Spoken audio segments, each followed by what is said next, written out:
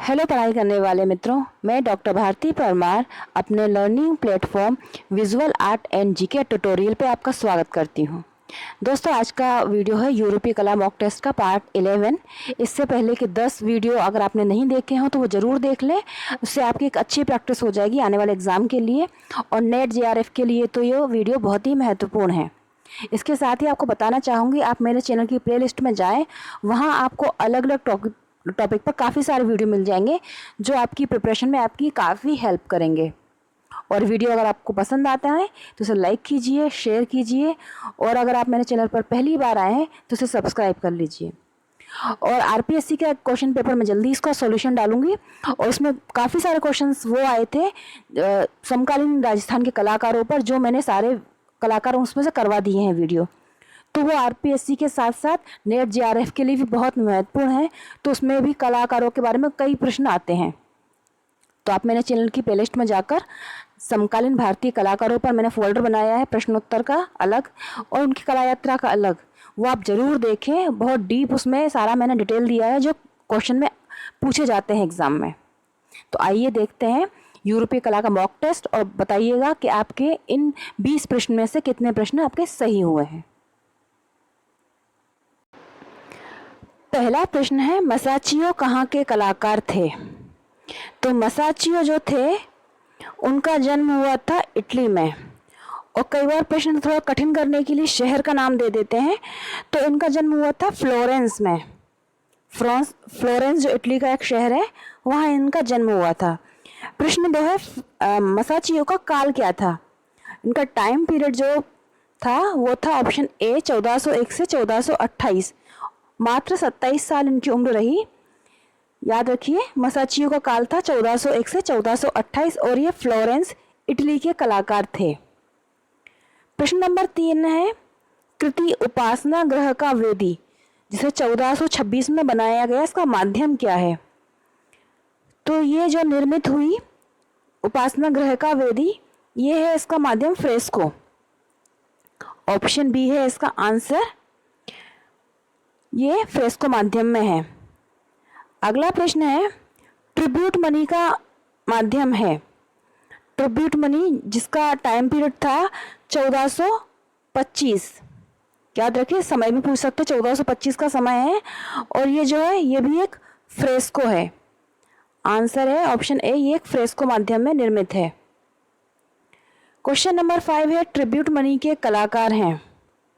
जो अभी मैंने बताया आपको कि ट्रिब्यूट मनी 1425 में बनी और 1425 में निर्मित किसने की इसको? तो आंसर हो जाएगा मसाचियो, ऑप्शन ए। ये मसाची के बारे में इतनी जानकारी आपको मिल गई कि वो इटली फ्लोरेंस के कलाकार थे। 1401 से 1428 इनका टाइम पीरियड रहा और इन्होंने उपासना ग्रह का वेदी भी बनाई 1426 में, ये फ्रेस्को माध्यम में है। ट्रिब्यूट मनी बनाई 1425 में, ये भी फ्रेस्को माध्यम में है। अगला प्रश्न है, कृति the expulsion of Adam and Eve, ये कहाँ पर है? The expulsion of Adam and Eve ये 1425 में बनी और ये है इटली में। आंसर हो जाएगा ऑप्शन ए, ये इटली में है। अगला प्रश्न है, फ्रा एंजेलिको किस वाद के कलाकार थे? तो फ्रा एंजेलिको का संबंध था पुनरुत्थान काल से।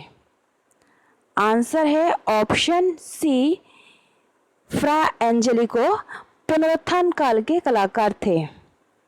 नेक्स्ट क्वेश्चन है नंबर 8, चित्र लास्ट जजमेंट का माध्यम क्या है? लास्ट जजमेंट ये जो बना था, ये बना था 1425 से 1430 के बीच में।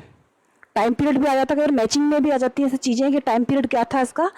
तो इसका लास्ट जजमेंट का टाइम पीरियड था 1425 से 1430 के मध्य और ये पैनल पर टेम्परा माध्यम में बनी है।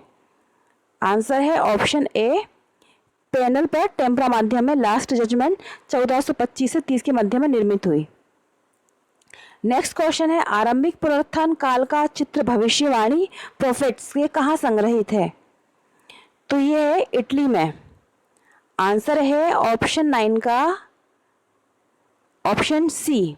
क्वेश्चन 9 का, सॉरी, क्वेश्चन 9 का आंसर है ऑप्शन सी, इटली में है भविष्यवाणी चित्र। नेक्स्ट है, कुमारी का अभिषेक किस चित्र का माध्यम क्या है, किस माध्यम में निर्मित है? तो कुमारी का अभिषेक ये बना है टेम्परा में। 10वें प्रश्न का उत्तर है ऑप्शन बी, टेम्परा माध्यम में निर्मित है कुमारी का अभिषेक। प्रश्न नंबर 11 है उचेल्लो, या कई बार उसेल्लो भी लिखा हुआ आता है, ये किस वाद्य के कलाकार थे? तो उसेल्लो या उचेल्लो कहें, इनका संबंध था आरंभिक पुनरुत्थान काल से। आंसर है ऑप्शन ए, अर्ली रेनेसां के कलाकार थे ये, आरंभिक पुनरुत्थान काल से इनका संबंध था, या कहेंगे कि आरंभिक पुनरुत्थान काल के ये कलाकार थे। क्वेश्चन नंबर 12 है कृति चार धर्मदूत, इसका माध्यम क्या है? ये चार धर्मदूत जो कृति है ये फ्रेस्को माध्यम में बनी है और इसका टाइम पीरियड है 1443, 1443 में बनी है और इसका माध्यम है फ्रेस्को। प्रश्न 12 का आंसर है ऑप्शन ए, फ्रेस्को माध्यम में चार धर्मदूत बनी है। नंबर 13 है निम्नलिखित कलाकारों में से कौन फ्रेंच मूर्तिकार था? फ्रेंच मूर्तिकार पूछा है इन चार ऑप्शन में से, तो इसमें थे फ्रेंच मूर्तिकार यानी कि फ्रांस के मूर्तिकार रोदिन। प्रश्न नंबर 13 का आंसर हो जाएगा रोदिन, ये फ्रांस के मूर्तिकार थे। प्रश्न नंबर 14 है यथार्थवाद कला का कहाँ का कला आंदोलन था? तो यथार्थवाद का संबंध है ऑप्शन ए, फ्रांस से। यह फ्रांस का कला आंदोलन था, इसका संबंध फ्रांस से है। अगला प्रश्न है द पेंटर स्टूडियो का संबंध है, यानी कि ये किस वाद की कृति है द पेंटर स्टूडियो? तो यह है यथार्थवाद से संबंध इसका। ऑप्शन यथार्थवाद का चित्र है ये, ऑप्शन डी है आंसर, द पेंटर स्टूडियो यथार्थवाद से इसका संबंध है। नंबर 16 है यथार्थवाद से प्रभावित भारतीय कलाकार थे। तो यथार्थवाद का संबंध किस भारतीय कलाकार से है? तो यहाँ पर आंसर हो जाएगा राजा रवि वर्मा। इनके जो चित्र थे वो यथार्थवादी शैली में बने थे, जिसे कहा भी गया था कि इनकी जो ऑयल माध्यम इन्होंने बनाए हैं अपने सारे चित्र, वो पश्चिमी जो शैली है उसका प्रभाव है और ये यथार्थवादी इनके कला से प्रभावित चित्र हैं। नंबर 17 है रेनवार की शैली थी। तो रेनवार जो कलाकार थे वो थे प्रभाववादी। आंसर है यहाँ पर ऑप्शन ए, प्रभाववादी कलाकार थे रेनवार। अगला प्रश्न है नव प्रभाववाद का पहला चित्र कौन सा था?